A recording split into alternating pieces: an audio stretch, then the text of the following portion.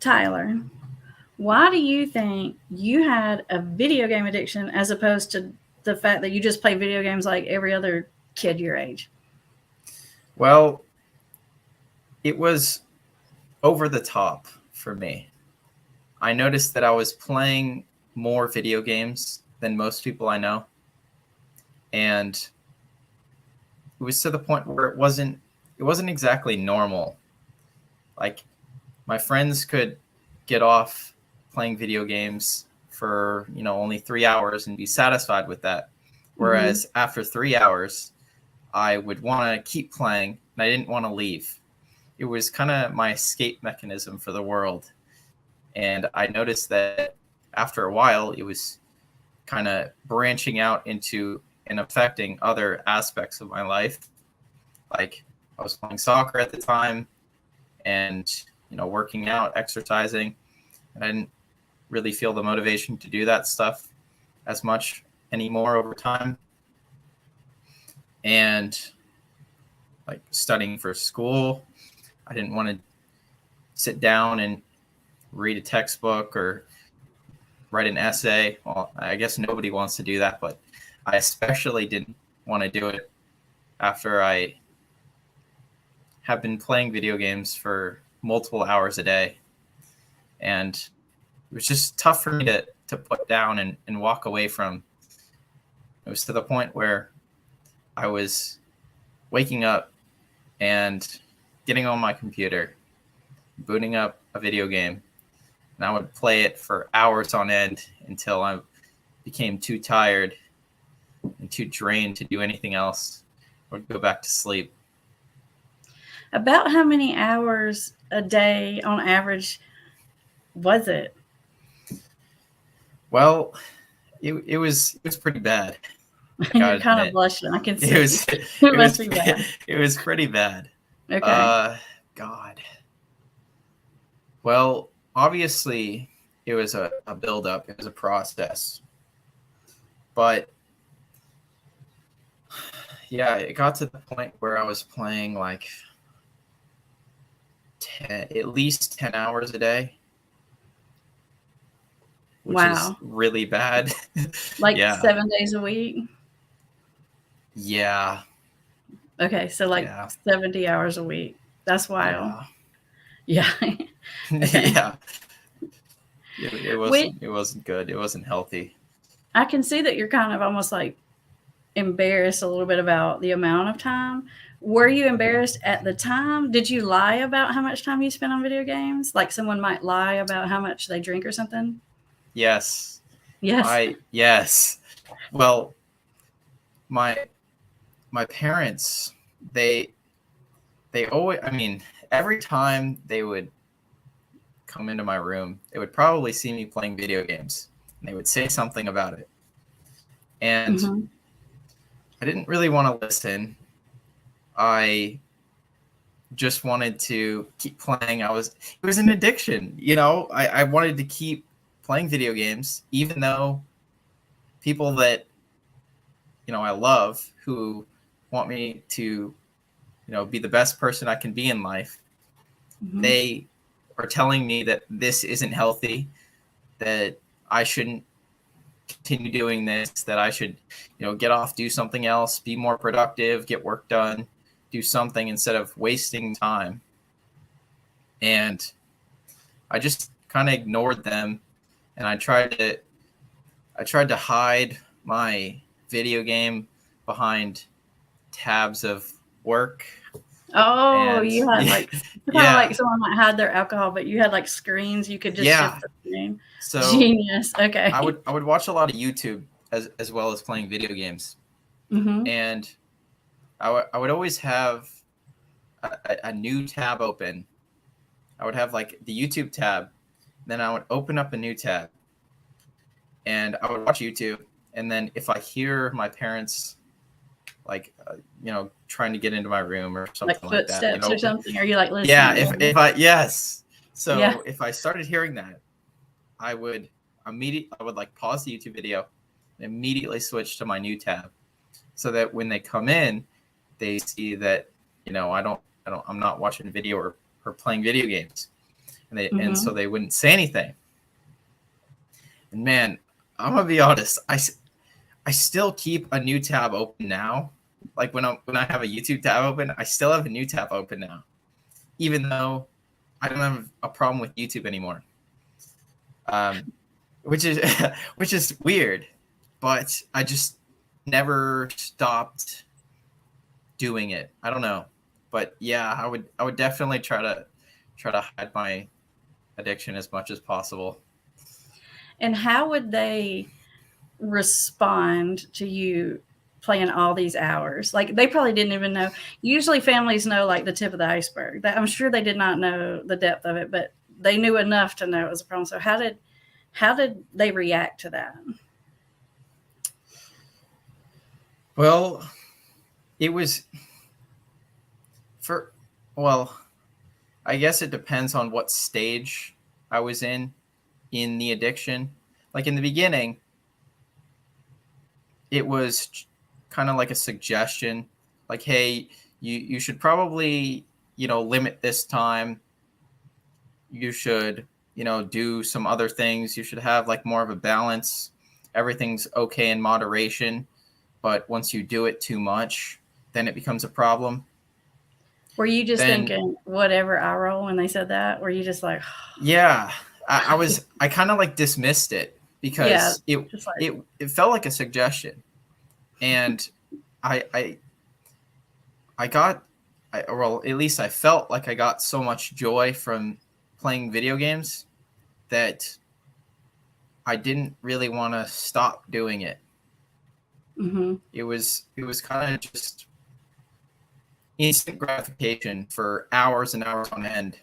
And it would just completely fry my brain and make me not able to focus on other things like school and Mm-hmm. reading a book. Like, how the hell can you read a book if you're playing video games all day? Like, it's not even No. comparable. Yeah. There's not even So room in your thoughts anymore because even when you're not yeah, playing video games, you're thinking about playing video games, so you can't even think about anything else. yeah. I Mm-hmm. noticed that I was scrolling a lot on social media too. Kind of has similar effects to video games, is what I Mm-hmm. found, because you're switching between tasks instantly. It's like you can, whenever you start to get bored at something, like the second you get bored, you can switch to a different thing. Mm-hmm. So it's the same thing for YouTube. If I get bored with the video, I can watch another video. If I, you know, don't like a certain Instagram post or, tweet or something, I can read the next tweet, or I can look at the next Instagram Mm-hmm. post. Or with video games, I would play like a lot of fast pace type of stuff. So it Mm-hmm. was it was like constant action all the time, and it was incredibly stimulating. But it was a distraction, you know. It was my escape from the real world. How did your parents respond after you didn't take their suggestions and things were getting worse? Then what happened? Well, it in the beginning, they tried to like take away my devices and confiscate them for a couple days so that I would magically get better. Mm-hmm. They're trying to But detox you or something. Okay. yeah, I didn't think it was that effective, because as soon as you get your device back, it's like you play more. It kind of has the opposite effect, because you take a couple days break and you miss it. You kind of get those like withdrawal symptoms. Mm-hmm. And what happens with video games, I'm not sure if this is true with other substances, but for me it was almost more enjoyable to hop back on after a couple days of not playing, or a week of not playing, because my mind wouldn't be used to getting the same stimulation each day. So that Mm-hmm. initial first stimulation felt even more stimulating. Yeah. Yeah. It's like the first hit of a drug. It's like, Yeah. yeah, It was yeah. like taking the first hit of a drug every time my parents like tried to punish me, which is it was like rewarding me. So it kind of had the opposite effect. Now, did you do like a lot of the people I see do? Did you like if they took your systems away, did you have extra other things that you played on and like phones they didn't know about and like tablets? Like, did you have other stuff Of that like course. a friend gave you because they took yours? Okay. Of course. I Okay. mean, listen, parents don't realize that kids are so creative and so savvy. It's crazy. Especially if they're addicted to something. Any Yes. person's addicted is a freaking genius at getting it. Yeah. Yeah. So, of course, I would have, multiple devices and I would try to find a way around because I knew, I knew that eventually, or I should say, there was always the possibility of, my computer getting taken away or like my, uh, Nintendo device would get taken away or Mm-hmm. like my phone or something. So I actually had in my room I think it was in my bedside table drawers. I had all of my old electronics. I never got rid of them. So I would be playing on a 3DS, right? Mm-hmm. And let's just say I was playing on it and I did something bad or something. My dad got pissed and he took away my 3DS. Mm-hmm. Well, once he left and, I shut my door again, I would just reach in my bedside table drawer and pull out my DS, my old DS Yeah. that I had. So it was like the same thing. It You was had like your he took away backups one. and your backup Yeah, backups. I Mm-hmm. had backups, which I mean, obviously the backups aren't as good as your main device. It's old phones, old DSs, old computers, Yeah. that type of stuff. It's not your device of choice, but Yes, desperate it times. still did the Yeah. job. Right. Yeah. Okay. Did your parents get mad? Did they yell? Did y'all fight about it? Any of that drama? Yeah, well, I got yelled at a lot. Um, a lot of arguments. Fighting, not physically. I never have physically fought my parents. Never like wrestled over a device or anything because that happens. No. Okay. I never had that happen. It was, I mean, when I never tried to keep my device when my parents tried to take it away because I didn't want to break it. So I guess this could be, good advice for the parents out there that when you try to take away your device, your kid, it's not in their best interest to wrestle over the device. So I think if you try to actually take it, you'll probably have a good, what's the word I'm looking for? Good success rate. And we'll probably get it. A good So success rate as far as like physically yeah. obtaining possession of the device, but not necessarily Mm-hmm. fixing the problem. Well, another thing that my dad tried to do especially is he would say that, you better stop playing that device or I'm going to take it and like destroy it or something or throw it in the garbage. But when, that time came around and he took it, he would never destroy it. So What would you have done had he done that? Because a while back, I made this funny like reaction compilation series yeah, where I was reacting to like those videos where parents take it and the kid like loses it. Would you yeah, have lost it if like because some of those yeah. parents, like would take it out, put it in the street, and just like sledgehammer it? Like, what would you have done? Honestly, I think if you, man, I think that is the solution. Like genuinely, I think that's the solution to solve your kid's video game addiction. You Because do? Yes, because if you promise that, or I should say, if you make a claim that you're going to destroy their electronics, then you have to follow up on what you say, or else they're never going. The next time you say that, they're not going to take you seriously. It's like the boy who cried wolf. You have to be a person of your word. You have to follow up on what you say.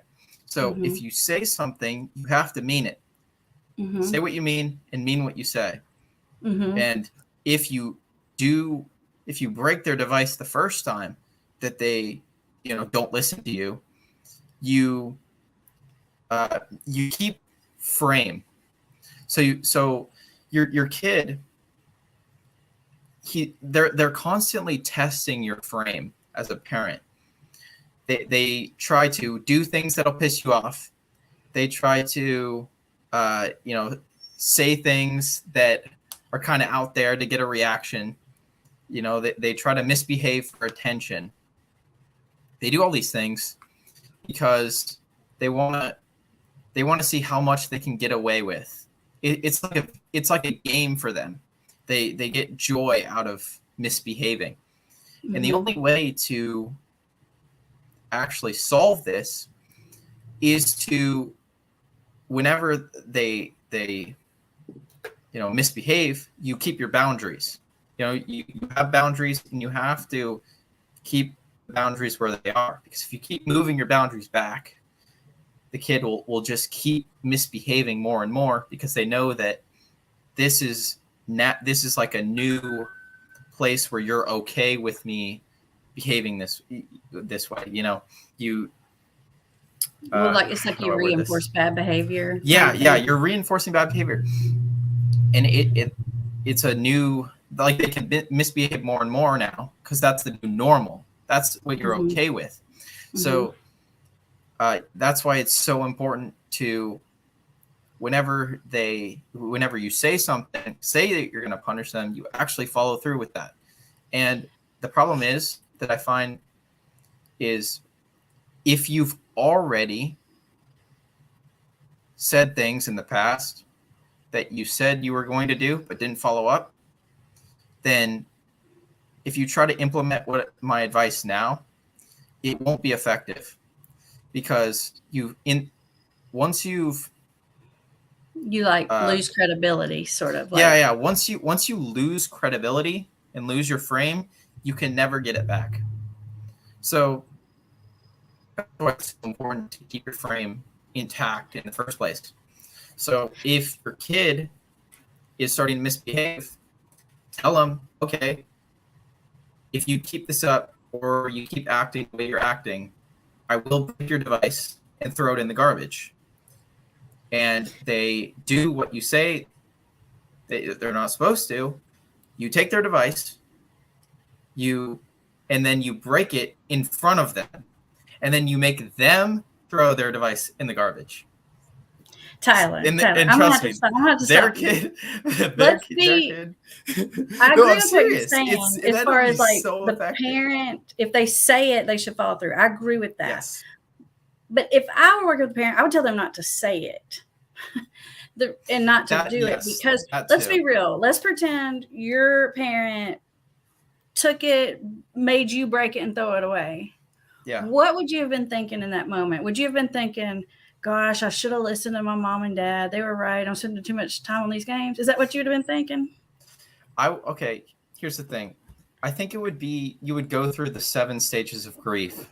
Okay, I yeah. think at the start, I would be like shocked, like, what? They just broke my device. And then I would start to get angry and be like, why did they break the device? Like, what the heck is wrong with them?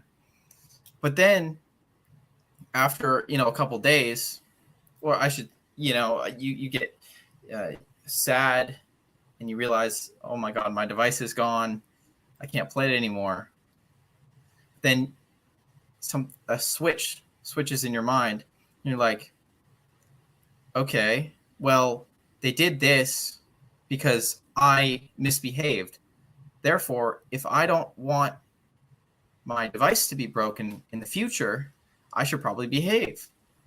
So that's why I'm saying, like, you you Yeah, you don't want to but go overboard Tyler, with it. but You the you don't thing want of to it go is overboard.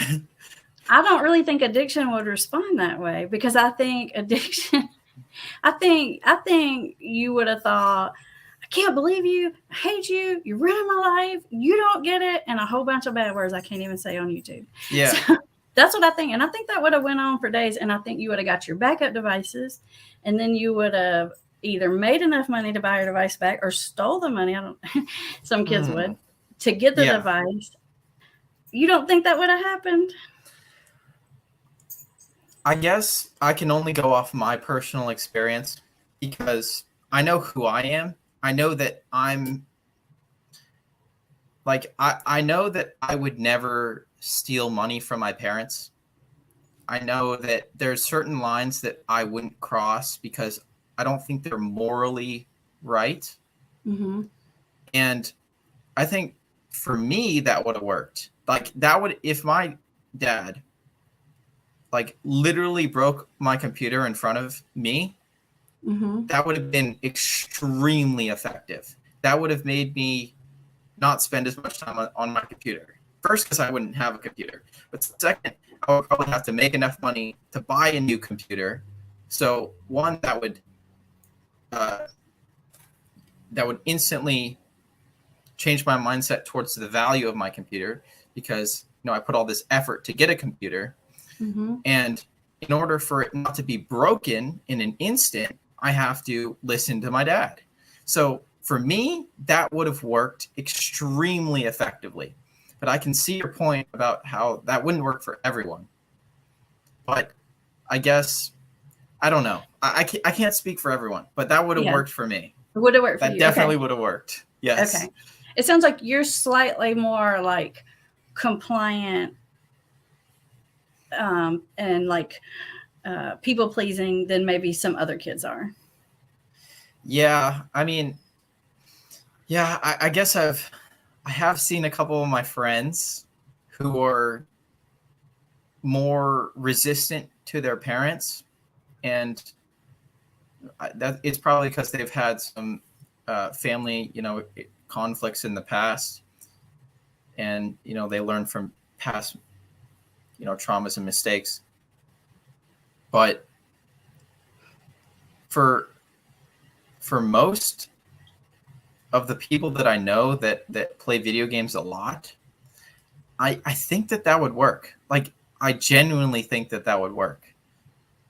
Okay. Obviously, it wouldn't work for everyone. It's a pretty extreme option, but Those of variant you of that are that. watching, y'all weigh in. What do you think? Do you think that would work? I think a variant of that, maybe not as extreme, would work for a different percentage of people. I think you have to kind of it might tailor work for regular parenting of video games problems. I just don't think it would work for addiction. The issue is with video games, or at least that I've found, is that if my parents did that towards the beginning, where I was starting to get a problem, and I wasn't playing like all the time, but I was playing like a good amount, and they did that, it would break my cycle earlier of, the constant cycle of play more, play more, play more. Mm-hmm. And I think it would have been the most effective then. But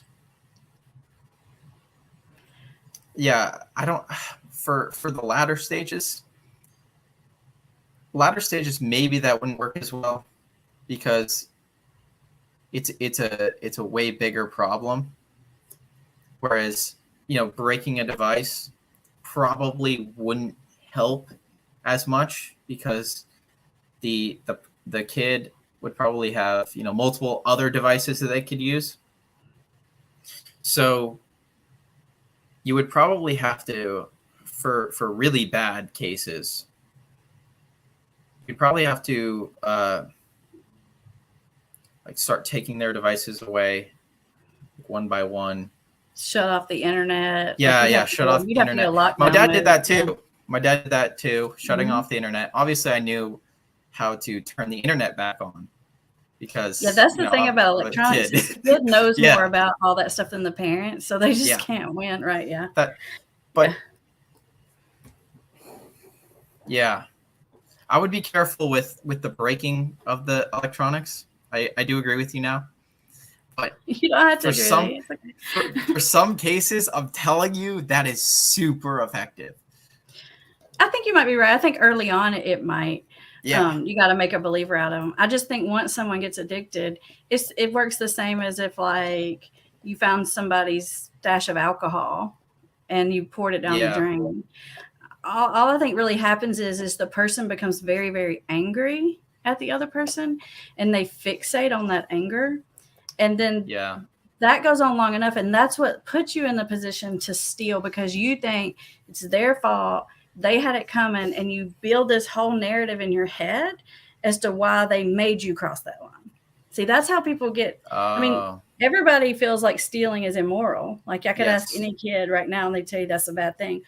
But somewhere that line gets crossed, and it's because the crazier the parent acts, the more angry and bitter the kid gets. Hmm. And because they dislike that person, then they feel justified to continue. I think Yeah. that's my theory. That's my own theory. You guys can weigh in too. I love how this is a discussion. We have differing viewpoints and we can talk it out. This is great. I love this. Mm-hmm. Did you have a good before the gaming addiction? Did you have a pretty good relationship with your parents? Yeah, I would say generally, yeah. Um, yeah, I can't. Yeah, Okay. So that probably has a lot to play into it too, because you overall had a pretty decent attitude yeah. towards your parents, but I just feel like that might have shifted had they started breaking your devices. Well, I think why breaking my devices, well, at least my thought of that would be so effective for me, is because I had a good relationship with my parents and I respected them. I think respect is a huge part of this. Mm-hmm. If your kids don't respect you, then you can't break their devices because, like you said, they would get mad and fixate on that anger. It would just be a downward spiral. But I already respected my parents, and respected their authority to a degree. I mean, obviously, I Mm-hmm. was playing video games against their will, but I respected their authority to a degree, and I think that if my dad put the hammer down and was like, and literally, broke my Literally put the electronics. hammer down. Yes, Okay, yeah, yeah. yes, literally put the hammer down. Then it would make me respect him a whole lot more because it would say, I cannot cross this line anymore. That's my 2 cents. Mm. Man, I wish your dad was in here. I would ask him if he thinks that's what would have happened. It'd be funny if you and I would say, "No, what do you Yeah, think will happen?" yeah, Okay. that would be an interesting perspective. How long do you think? How long did it go on? Like your problem with gaming? How long did it last? Well, before I can answer that, I guess I have to answer, when did the problem start? Yeah. Mm-hmm. I guess, well, I guess my definition of a problem would be, when did it start affecting other areas of my life? Yeah. Like when did it start causing problems? That's usually Yeah. when it is a problem, when it causes problems, right? Mm-hmm. Well, I think a lot of troubles with kids, especially, gaming, causes a lot of controversy between the mom and the dad. Yes. So, like, the mom might have a certain idea of how to deal with the situation. But the dad might have a completely different way of dealing with it. And they just in trying to figure out how to deal with the kid, they fight. And that's not a good look when your kids are seeing the parents fight. And yeah, so I think that even when I was playing video games, I should say not that much compared to the latter part of my issue. It was still causing problems in the family unit. So I guess you could say that I've always had a problem with it, but that's because my family was fighting, and video games just caused a lot of tension and conflict. Right. They probably disagreed about how much screen time you should have and what the punishment should be. And that's pretty normal. And that's very normal for any addiction is the family members won't agree on how to handle it. And then they start arguing. And as long as the family's still arguing, the addicted person continues because they can use that divide to keep the family distracted in their argument. And then, the tough one here is the bad cop. They'll just go to the good cop and complain about the bad cop. It just keeps it going. It's just a mess. Yeah. It's kind of how it was. That's the name of the game for people with an addiction. Like that's what you do. Like you want to use something. That the one parent that's the softer cop thinks the other one's too mean. So if you go to that one and you say, Mom did this or Dad did this or whatever, they may not say it to you, but they believe you because they feel that way. So you start hitting like their buttons because how to play that. Like I said, it's all a game. Yeah. It's all a game. And whatever the kid can use to get an advantage in the game, they'll use that exploit as much as possible. Do you know what the term gaslighting means? Yes. Did you ever do that? Did you ever gaslight your parents? Confession time. I never thought about this. Okay. Did I ever? No. I think it was more of denial rather than gaslighting. I'd always, trying to say that. Like for example, let's say your mom comes in, you're playing games, and she's like, "You've been on that game for 6 hours. Get off that game." Would you ever be like, "Mom, I only got on here at 3 because again I was doing my homework"? Like, did you do that kind of thing? Yeah. I guess. Okay. Yeah, I did some of that, but I never blamed my parents for my video game usage. Right. Itself. Okay. Like I was never like, hey, I'm playing video games to get away from this horrible family situation. No. I was never that kid because I knew that even when there was conflicts in my family, my parents still loved each other. So I didn't really want to turn my parents against each other because I know that would just be a net negative for everyone. Did you, let's say that same kind of scenario, your mom comes in or your dad or whoever, and they're like, "You've been on that for 6 hours. You get off of that. Well, you promised you would only do 2 hours or whatever, Yeah. And then were you ever like, "Everyone does this, Mom. Like, why are you the only one who cares?" Like, did you ever do that? Yeah. Those are classics. Of course. Yeah. There was a lot of that actually. There's a lot of that. Always like, most of like my excuses were, oh my God, all my friends do it, and their parents never tell them to stop, or their parents are not as controlling as you guys, or something like that. Mm-hmm. And that is a little bit of a form of gaslighting, because it's saying it's not me, it's you. You're the crazy one.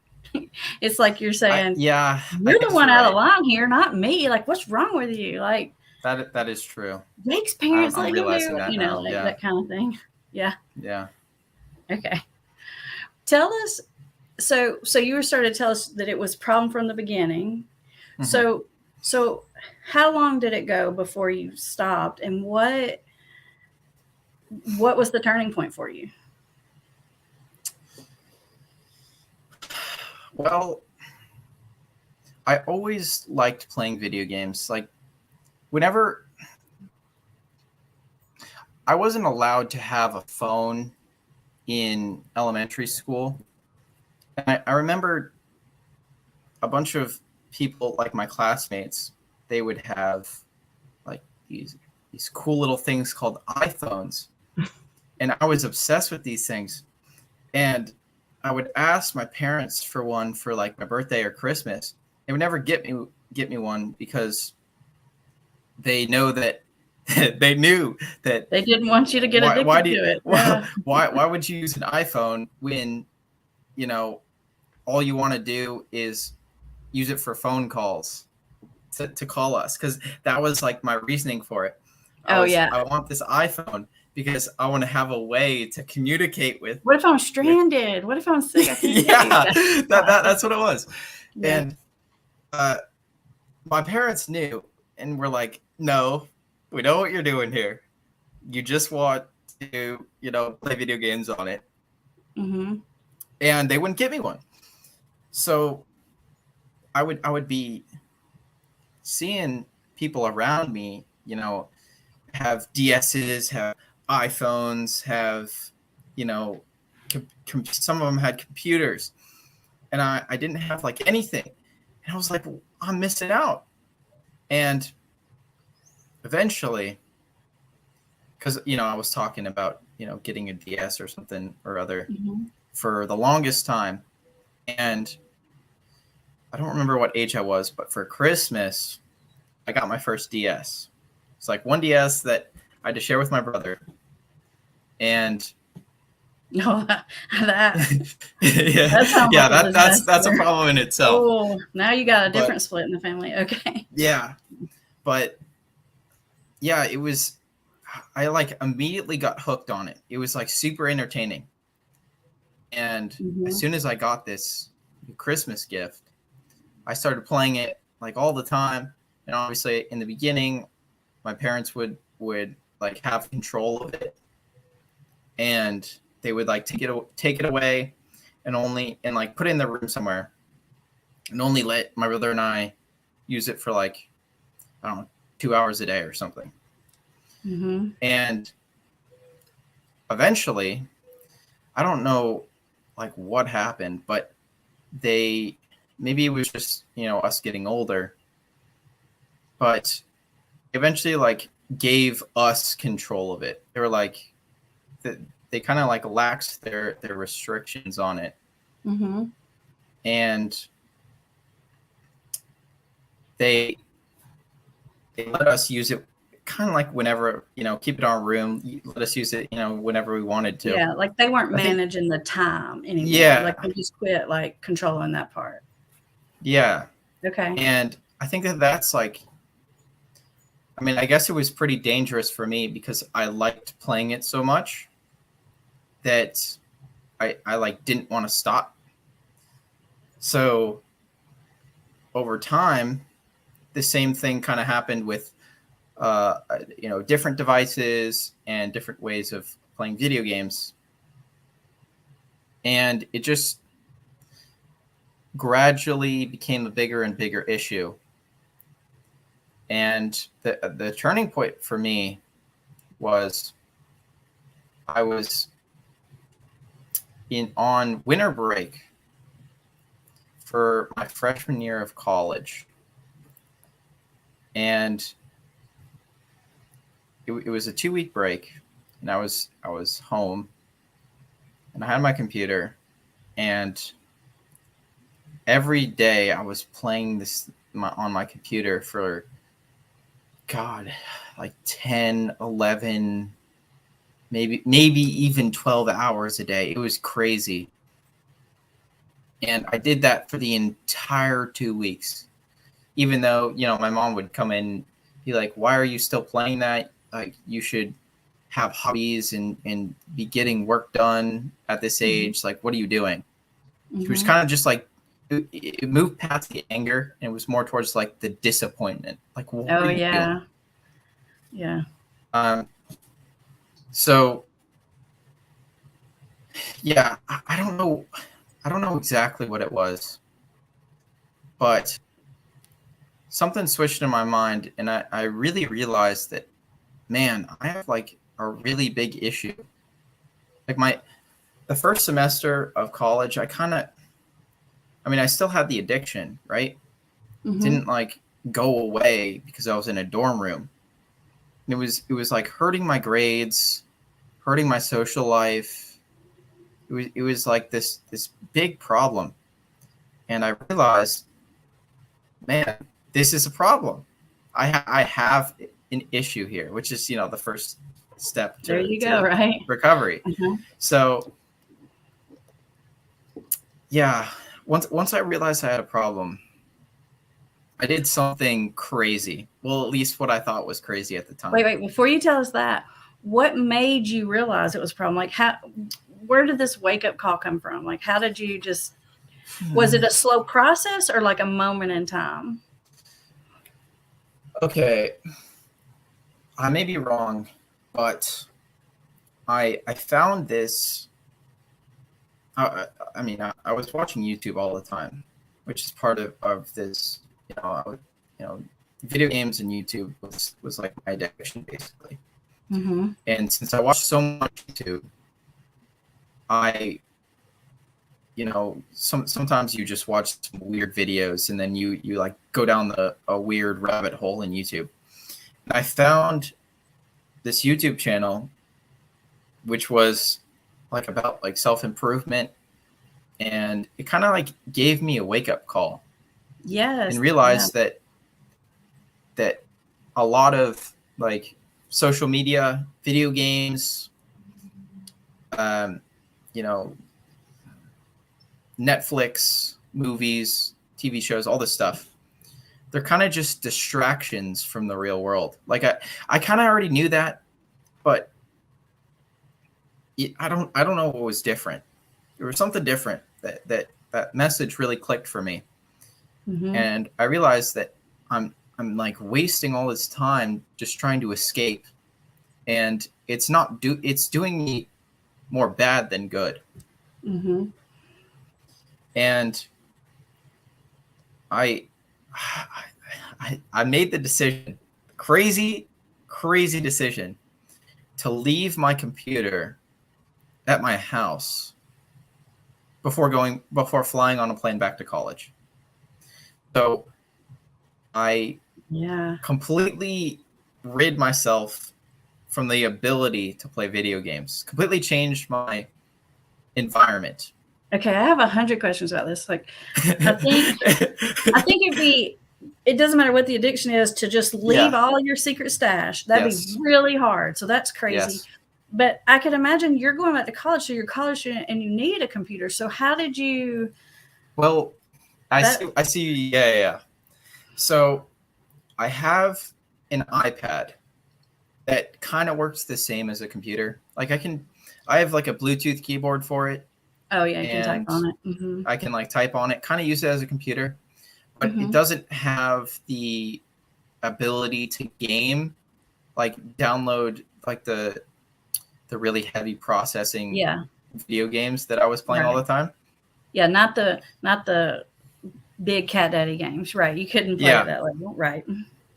obviously iPads, you can download like video game apps, Yeah. But which those are for amateurs. Those are not for like 12 yeah, hours a day yeah, people. yeah. Yeah. It doesn't allow you, like, it doesn't give you the same stimulation as you do with like the big games on like Mm-hmm. a PC. for 12-hour gaming sessions. Like you just can't do that. You get bored after a while, and you kind of like force yourself to not use it as much. Mm-hmm. And yeah, so I left my computer at my house, and I literally didn't have the ability to game even if I wanted to. So When you got on the airplane, were you like, what the hell have I done? Like, were you like panicking? It wasn't even on the airplane. It was, okay, let me paint the picture for you. Because this is, okay, so I was packing up my stuff to go to the airport. And I packed up like all my clothes. I packed up, my backpack, all like basically everything I needed besides my computer. My computer was like sitting on the desk. It was the last thing that I needed to pack up. Mm-hmm. And I looked at it, and I was just looking at my computer. And something in my mind was like, made me question, should I take this with me or not? And you know those cartoons that have like the devil and the angel that are like sitting on the shoulders? Uh-huh. It was kind of like one of those moments for me. So I kind of went back and forth and like made excuses like, oh, I needed to do schoolwork. Oh, I'll be better with it when I get back. I'll be fine. It won't be a problem. Then I realized like the angel was like, well, you have a problem, and you can't control yourself. So do you really think that you're going to have the discipline when you go back to not use it as much? Mm-hmm. And I decided to listen to the angel, and I left my computer. Super brave. At That's my like house. huge. That's huge. Man, when I stepped out of my room and turned away from my computer, I was like, what am I doing? It was kind of, I like second guessed myself, but I kept walking. Mm-hmm. And I didn't take it with me. And when I got to my dorm room, and you know how college dorm rooms work, Oh yeah. doors open, neighbors come in, visit, and all this stuff. People were like commenting on, where's your computer? Because I was on it so much. They were like, yeah, they've never seen you not on what it. happened? Yeah. So, and then I told them, I left it at my house. And they were like, what? Like, what? They were kind of like, what is wrong with you? And someone made a comment like, oh yeah, he'll have it back in a month. And then in my mind, I was like, okay, you're challenging me. So I'm going to make sure that I spend more than a month away from my computer. Mm-hmm. And man, I got to say that me leaving my computer was the best decision that I've made in my entire life. Best decision. It literally flipped my life around in a 180 because I had so much more time. Like I had 12 hours of my day to do whatever, I wanted to better myself as a person. Mm-hmm. And I started, going to the gym. I started, keeping up on my studies. I started, looking for like ways to make money. I started learning stuff, just I started actually living. Again. Yeah, I became a person again. You became a person. It was crazy. Yeah. And I never thought that I could be so disciplined in my life. Because when I was playing video games, it was always instant gratification. I was like switching between instant gratification. And there was no discipline, because that's man, instant gratification completely rots your brain. It literally rots your brain. It makes you unable to focus for long periods of time. Mm-hmm. And the longer and longer that I stayed apart from gaming all the time and instant gratification, the longer and longer I could focus, the more and more I could stay disciplined. And it was a pretty fast build up to where I am now. I basically work all the time now.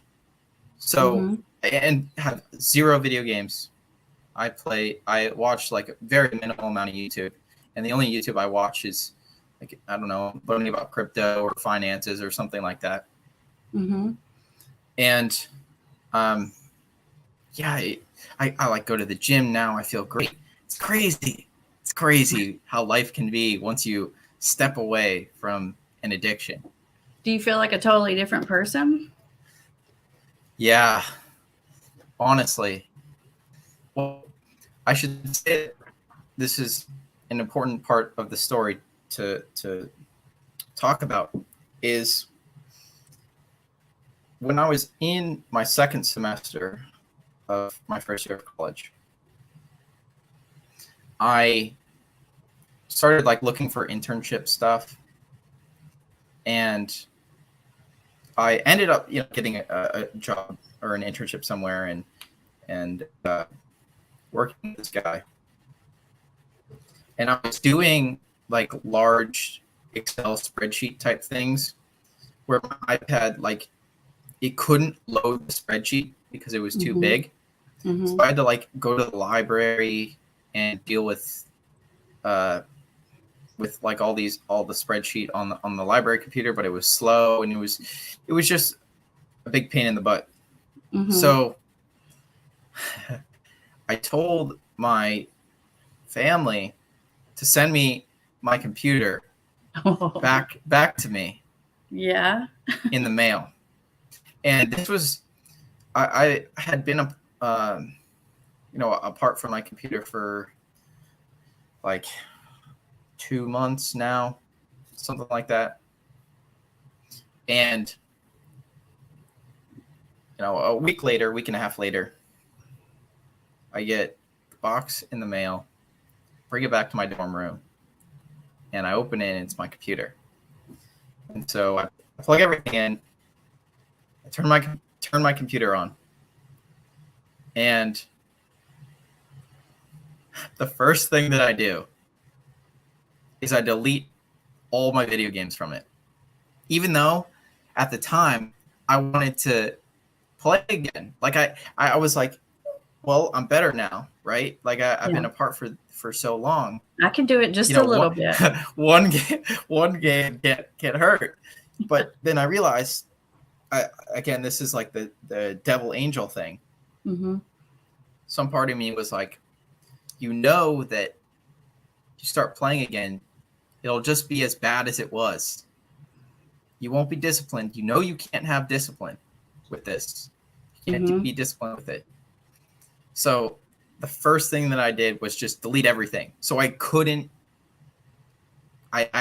play any video games. And especially like with these large games, it takes like 20, 30 minutes to completely download it.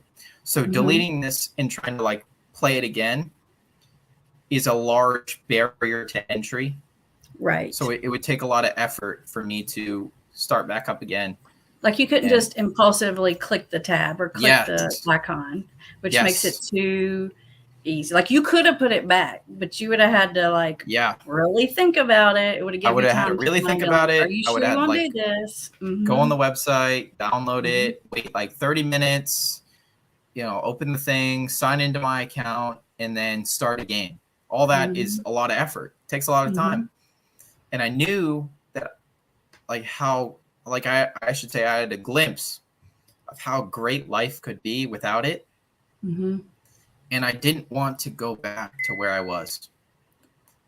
And that motivated me to delete everything.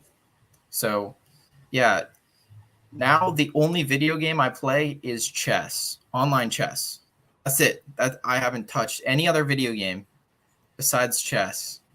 And I only play chess because it takes a lot of like brain power, and it's not instant gratification Yeah, like you it don't get is. that instant hit like that. Yeah. Mm-hmm. So yeah, I haven't touched a video game since winter break, and I don't plan to at all in the near or distant future, because I know that it's just going to be as bad. It'll become as bad as it was. I wish I could have I wish I could see what the conversation between your parents was when you wanted them to mail that back to you. I wish I could have heard that back and forth between them. Yeah. I wonder if that was a super hard decision for them.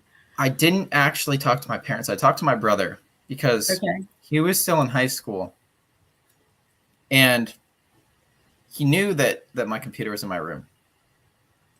And I texted him and I was like, "Hey, can you send me my computer? I need to do it. Like, I literally need it for work." And he was like, "Sure, yeah, whatever," and just mailed it. It wasn't that big of a deal. Okay, so you called the brother. You called the brother because you knew it would be a big deal. Tell the truth. I never thought of it like that. The reason I texted my brother is because he knows what exact components that I need for my computer. With my setup at my house. Okay. Especially if you're super into gaming.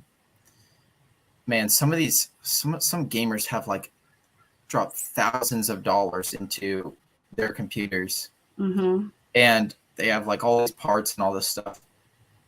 So my brother knew exactly what I needed, and that's why I contacted him. But if I might give it to you, but if I had to contact my parents, they probably would have said something. Yeah, because you're literally calling them in "Can you mail my drugs back here? I still need them. I'm not going to abuse them." I have to imagine that it would have been super hard. Yeah. Yeah. Okay. Do you think parents should just not allow their kids to play at all? Is that the solution? Do you think they should keep their kids away from electronics? Well, this is a tough question because my parents did try to keep me away, or my brother and I away from electronics. I actually feel kind of bad because they tried to do the right thing. They did the right things. My kids had the phone since forever, and I feel bad for them. Yeah. I was 10 when I got my first device, which is if you see my 3 and 5-year-old cousins have tablets that they watch cartoons or YouTube videos on all the time. And I didn't get my device till 10 years old. Oh yeah, you're old, comparatively. Yeah.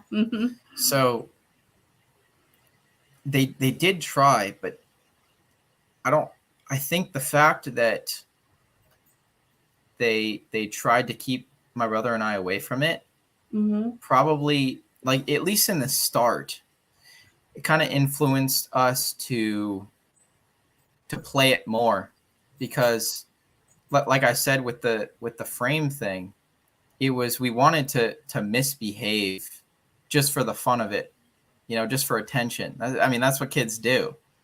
So the fact that part of misbehaving was this instant gratification thing that seemed otherworldly. It was it was kind of it was just bad on all fronts. So I don't know. I can't really speak for whether parents should keep their kids away from it or not. I mean, I would maybe experiment with it, but yeah, I can't give any concrete advice. What do you say? Because I run into this a lot. When the person says they're trying to be a professional gamer. What do you think? Okay, listen. A lot of kids nowadays, they think that they're going to be professional gamers. Everyone who plays video games for multiple hours a day makes that excuse. The reality is that in order to live off of professional gaming, it's like you have to be in the top 0.1%. You have to, it's like you already have to have natural talent before, and you have to be like streaming all the time. You have to like have YouTube channel, and you have to be posting on social media, like your clips and stuff. And then you have to try to like sign with an organization, all this stuff. It's like, it takes a lot of work. It honestly does take a lot of work. And to be honest, most people can't do it. Like, I'm super duper duper competitive when it comes to a lot of things, and gaming was one of them. I played like I've been talking about this whole time. I've been playing for hours on end each day, and all that time was put into becoming the best player that I could be, and trying to get to like the highest rank and get in the smallest percentile that I could. And I wasn't anywhere close to becoming professional. Like, it's nowhere close. And I was like watching YouTube videos, tips and tricks about every like new mechanic that's in the game. I probably knew more about the game than 95 to 99% of people. And I was still nowhere close to becoming professional. So unless your kid can show you a paycheck they got from YouTube or Twitch or something that is like a reasonable amount of money, then I wouldn't believe this professional gaming anything, because a business isn't a business unless you have money in. Right. So I think that there's a couple pieces with that. There's the number one. I think most parents know that already, but it's kind of like, how do you communicate that to your kid without them feeling like you just don't believe in me? and then I think you make a good point too about, I think a lot of kids don't quite understand. They think you got to be the best person to play this game to be a gamer. Yes, you can play games, you can win money from competitions, but most gamers that make money, they're really YouTubers. They're really influencers. Yes. More than gamers. And that's a whole different game that you got to learn. Like the YouTube game is like its own beast. And then you got to have business skills, and then you have to have editing skills, and then you have to, it's a lot more involved even than being the best player at the game. Yeah. So, and that's the thing that most kids don't realize. They think that, like, most kids nowadays, they grow up like looking at social media all the time and seeing all these influencers who sit at home all day making videos and playing video games and having fun and making all this money, and they think that they can do it too. Well, reality check, you probably can't do it too. It takes so much more work than people realize. Yeah. And like, man, you have to. Sorry, I knew that would happen. So most kids don't realize nowadays that most of the YouTubers already had something going on with business, and they had a lot of business skill before they even started YouTube. They had like a business or something going on first, and then they did YouTube on the side, and then they realized, oh, I'm like actually good at this YouTube thing. Now I'm making like enough money where I could do it full time. Right. Most kids think that they can just come in and, play video games all day and have fun and expect to make a lot of money. But that's just not true, because in order to make a lot of money, you have to be different. And anyone can have fun with video games, but not everyone can monetize their entertainment value with video games. You have to bring something new to the market, and kids don't realize that. Right. So right. when kids say that, oh, I want to be a YouTuber, oh, I want to be this and that, in majority of cases, it's because they haven't been exposed to other careers, like other pathways in life. Like, everyone wants to be a YouTuber. Like, Right, and they why don't wouldn't you? understand the behind the scenes of it. They just see the fun Yeah, part. Mhm. yeah. They just see the fun part. It's all surface level, and they think Mhm. they're going to succeed and do all this stuff. But yeah, I, in terms of like say bringing it up when they refute that and say, "Oh, uh, you don't believe in me." Mhm.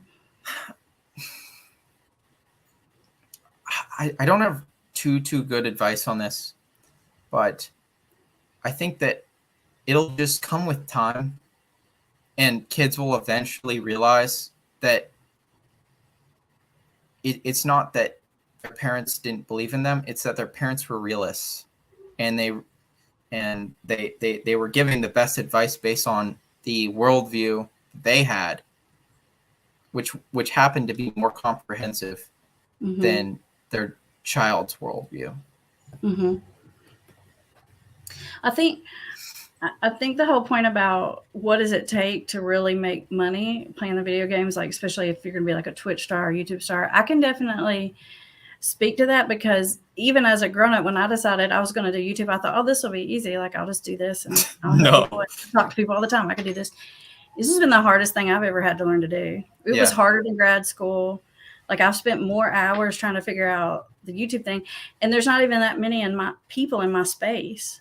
Like Yeah. there's so many people that play games. It would be exponentially harder than what I've had to do. Like Yeah. crazy. It's Mhm. it's an entirely different ball game, Mhm. and most this is again what most kids don't realize the extent of it because not only do you have to do YouTube, you have to utilize TikTok, Instagram, Twitter, maybe some Facebook, and do all this stuff in order to push your content out there.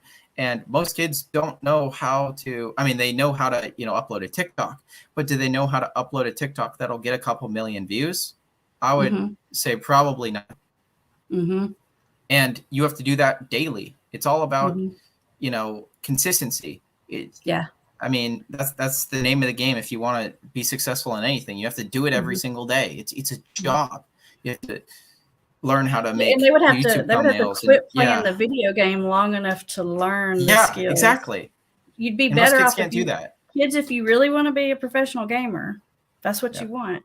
You'd be better off to learn how to be a online marketer first Yes. and then play a video game Yep. because it's the online marketing part that is the difficulty, the where you have to break through to be able to make the money. Just like And what Tyler's telling you. Yeah. also like gaming market is probably the one of the most, if not the most competitive market there is in the entire world. Oh yeah. Everyone wants to play video games. Oh Every yeah. single kid, every adult, like why wouldn't you want to, play a video game and make millions of dollars from it? It seems like a no-brainer. Mm-hmm. But like because there's so many people, you have to be extremely different. You have to find an edge in the market that you're one of the best at, and then Mm-hmm. you have to market that edge and show why people should watch you and not some other huge creator who's already super established. And Mm-hmm. it's hard. It's a lot of work to learn how Yeah. to do all this graphic design for like thumbnails, and Mm-hmm. you have to learn editing if you want to edit your own YouTube videos because most kids, they don't have the capital to outsource that. Mm-hmm. You have to you know surf the web It's for really more all of a these different creative. effects. It's a Yeah. creative skill Yes. more than a gaming skill. Yeah. Mm-hmm. Because you don't even have to be that good. I mean, you just have to have a like what you're saying, a Yeah. differentiator. You don't have Yes. to be the best in the world at the game. So I think, but kids don't understand that. Yeah. So let's do this, Tyler. Just because I don't want to just totally beat down like all these kids playing video Mm-hmm. games. Here's what I would say to it. The thing about video games that makes them addictive is like what Tyler's telling you is that instant gratification. Games are specifically made to give you a hit of dopamine every so many seconds or every so many minutes. They throw something new at you. They throw a challenge. They give you a reward. these games are made from people who understand psychology.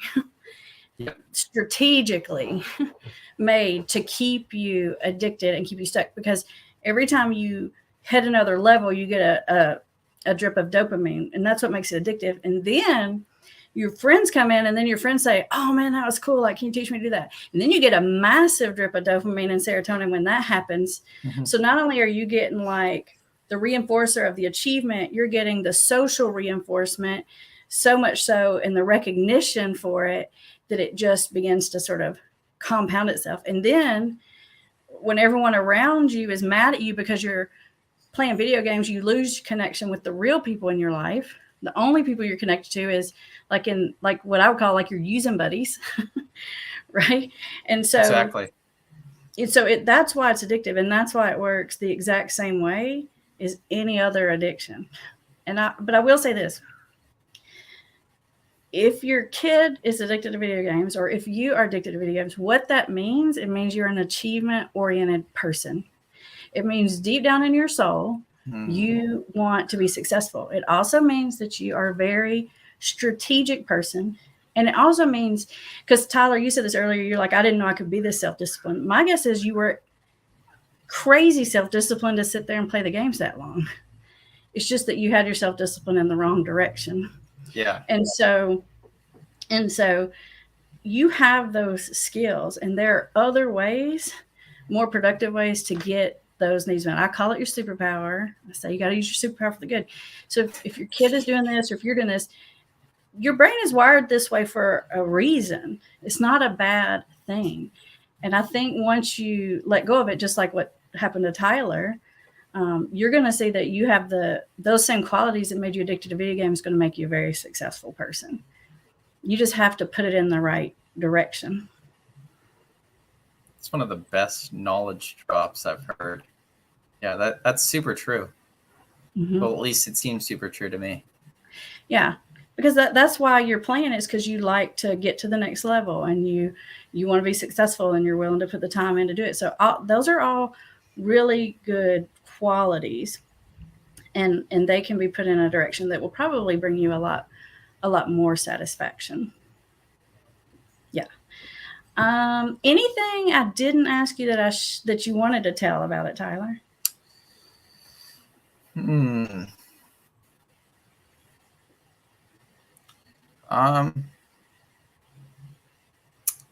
think covered most of it. Yeah. All right. There's a couple of people who I think there might be a couple of questions. Do you have enough time to answer a couple of questions? Of course. Okay. My son was on here asking questions. He's the one named Weston. He's like, don't listen to him. He's down there playing video games while he's watching this. Saska says that her son would have flipped out if she would have destroyed his devices. I think most kids. That's the initial reaction, though. Like, oh yeah, obviously, like I would have flipped out too. Of course, I would have. Like, I've been using this thing for so long, and I feel that I need it to survive, and then it's gone in an instant. Gone. I can't use it anymore, and it would be scary. It would suck. It would really suck. But I mean, it would be one of the best things that would have happened to me, at least. I don't know. I think one of the things you're on with that, Tyler, is just that what it takes to get over video games is no access. And I think that's kind of where you're because what you're telling me is, I know that it was going to have to be removed from me, which I think is 1,000% true. I don't think that you could have beat yours by continuing to tell yourself, I'm just going to play less. Yeah. Because it never gets less. Your tolerance only gets more and more. Yes. So I do 100% agree with you about what does it take to beat the addiction. But when you try to do it for that person, I don't know about that part. Like, but when you decide to do it for yourself and get rid of it, and that's what it takes to beat an addiction. You have to take away your access, just like Tyler did. You have to make it a non-option, and don't lie to yourself, and don't tell yourself like it'll be fine. It'll just sit there and I won't use it. if you're have an addiction, that will not be the case. I promise you, because Hmm. that's not the way addiction works. Yeah. Um, let's see here. Jenny says, I'm a mom and I like playing video games with my kids. We have a good balance with other things. Love the game though. Right. Like just like anything else, just like alcohol or anything else, like a lot of people do it, not a problem whatsoever. Yeah, Video games aren't inherently bad or anything. of course not. Some situations Yeah, turns out different. Mm-hmm. my cousin, who I played a lot of games, with in the past. He's super successful, and he can step away from video games at any time and not feel any withdrawal. And he enjoys gaming when he's gaming. And even, man, what the crazy part is, even the people that I was talking to, like my online gaming buddies, I would like tell them about my situation, and they would say, yeah, I have no problems stepping away from my video game, and taking a couple days of break. And then in my mind, I was like, wait, whoa, I actually like have a problem, which which may help with anyone who has a video game addiction and is in denial. If you can get their online gaming, whoever people, because those are the people that they value a lot because they spend time with them all the time, to tell them, hey, you kind of like have a problem here, it'll be it'll be a big weight for them. It'll be super effective. Yeah. One of the things I ask new clients sometimes is I'll say, have you ever had a using friend tell you that you might should slow down or chill out a little bit? Yeah. And if they tell me yes, which often they do, to me that's huge, because that's different than when your mama says it, because like, oh my god, like you don't know anything, like you don't get it, you're not even in this world. But when your buddy that's sitting there playing too is looking at you being like, dude, you need to chill out. Yeah. That's a huge sign. Or like what you're saying, like you're watching the way other people play video games and you can't even understand why they log off. That's the way an alcoholic looks at people who socially drink. Like alcoholics watching people drink and watching people like leave their glass sitting there with some kind of drink in it, and they're like anxious about it. They're like, why they drink that drink? Like they don't even understand. You're right. Yeah. Sometimes, and that's how you know you're there. Sometimes I've had scenarios where I'm up like late at night playing with the people I usually play with, and they would get off, like, and it seemed early for me. I was like, wait, you're already getting off? Like, what? And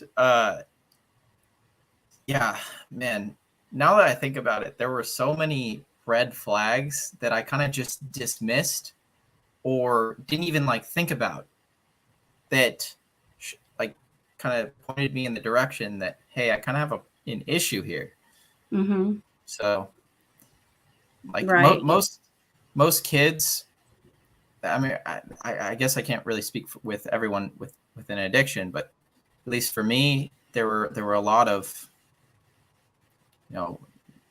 tips and advice that that completely went over my head, things that I should have picked up on, and where I could have solved this sooner, but I didn't even comprehend that they were red flags. I mean, you're right. When I hear you tell your story, I definitely hear the similarities in other people that I talk to who have addictions, because a lot of times, even from the beginning, even if the outside behavior looks the same between two kids that play video games, inside the addict's head, there's going to be a whole different thinking process happening.